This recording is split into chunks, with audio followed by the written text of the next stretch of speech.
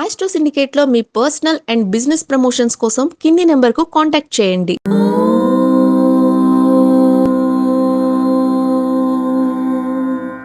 ఓం శ్రీ గురుభ్యో నమః. హరి ఓం. గంగే చ యమునే కృష్ణే గోదావరి సరస్వతి నర్మదే సింధు కావేరి జలేస్మిన్ సన్నిధిం కురు. సర్వమంగళమాంగళ్యే శివే సర్వార్ధసాధికే శరణ్యే త్రయంబికే దేవి నారాయణి నమోస్తుతే. అందరికీ నమస్కారం. నేను చెప్పే శ్లోకంతోనే మీకు కొన్ని విషయాలు అర్థం కావాలి. ఇవాళ గంగాదేవి అవతరణ దినోత్సవం.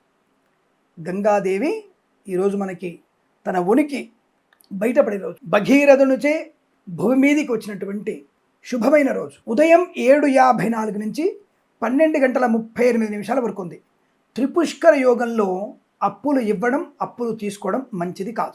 మళ్ళీ మళ్ళీ చేసే పనులే చేయాలనుకున్నప్పుడు అటువంటివి చేయండి. దానం ఇవ్వచ్చు. ఎప్పుడు కూడా మన దానం ఇచ్చే యోగ్యత మనకు ఉంటుంది. ఎవరికైనా సరే సహాయం చేయవచ్చును, సంపాదన మొదలు పెట్టవచ్చును, సువర్ణ ఆభరణాలు కొనుగోలు చేయవచ్చును. అక్షయ తృతీయ అంటాం కదా, ఇలాంటప్పుడు కొంటే మళ్ళీ మళ్ళీ మన కూతురుకో, మన కుమారుడికో, మన భార్యకో కొనుగోలు చేసే అవకాశం, లేదా మన కోసం, మన తల్లిగారి కోసం బంగారం కొనవచ్చు.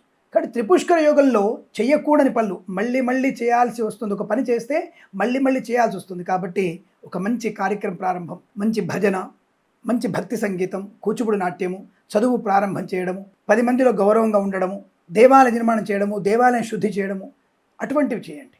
సంపాదన మొదలుపెట్టండి. కొత్త వ్యాపారం ప్రారంభం చేయండి తప్పకుండా. అంటే అటువంటిప్పుడు మళ్ళీ మనం కొత్త కొత్త వ్యాపారాలు చేస్తూ వృద్ధి పొందుకునే అవకాశం ఉంటుంది. ఇది త్రిపుష్కర యోగం. ఈరోజు ఇంకొక శుభయోగం ఉంది. శ్రీ విద్యారణ్య స్వామి వారి జయంతి ఉత్సవం ఈరోజు కూడా జరుగుతుంది.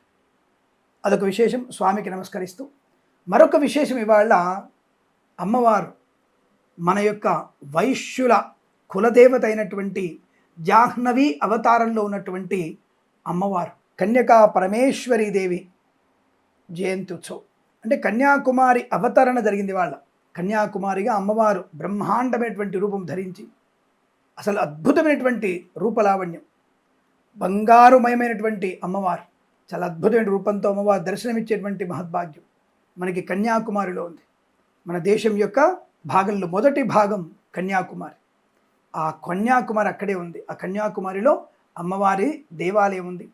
అక్కడికి వెళ్ళినా సరే, లేదా మనకి కర్ణాటకలో ఉంది, అలాగే తెలంగాణలో కూడా కన్యాకుమారి దేవాలయం ఉంది.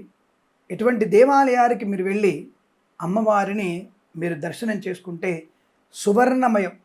నిజంగా అమ్మవారు బంగారు రూపదేవి. అమ్మవారు దండం పెట్టుకుంటే బంగారం విరివిగా వస్తుంది మన దగ్గరికి. అందుకే కన్యాకుమారికి దండం పెట్టుకోవాలి. వైశ్యుల యొక్క కులదేవతలాగాను తన యొక్క జన్మ సార్థకతను ధైర్యంగా 10 మందికి తన యొక్క ఉనికిని బయటి ప్రపంచాన్ని తెలిసినటువంటి అమ్మవారు జాహ్నవీదేవి. అమ్మవారిని తలుచుకుంటే చాలు ధైర్యము, స్థైర్యము, ధనయోగము కలిగేటువంటి అవకాశం ఉంటుంది.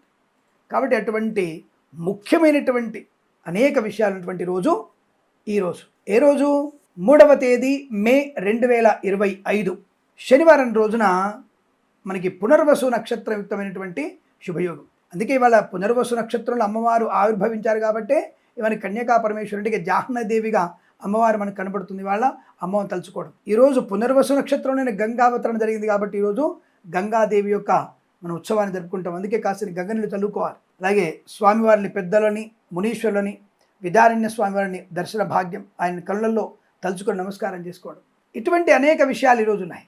కాబట్టి మీ ఇంట్లో సంపద కావాలంటే కన్యకా పరమేశ్వరి దేవి అనుగ్రహాన్ని పొందుకోండి. అమ్మవారిని తలుచుకోండి. అమ్మవారి అష్టోత్తరాన్ని చదువుకోండి. గంగాదేవి అష్టోత్తరాన్ని చదువుకోండి. తప్పకుండా మీ ఇంట్లో అదృష్టయోగం, ఆనందయోగం, ఐశ్వర్యాన్ని పొందుకునే అవకాశం ఉంటుంది.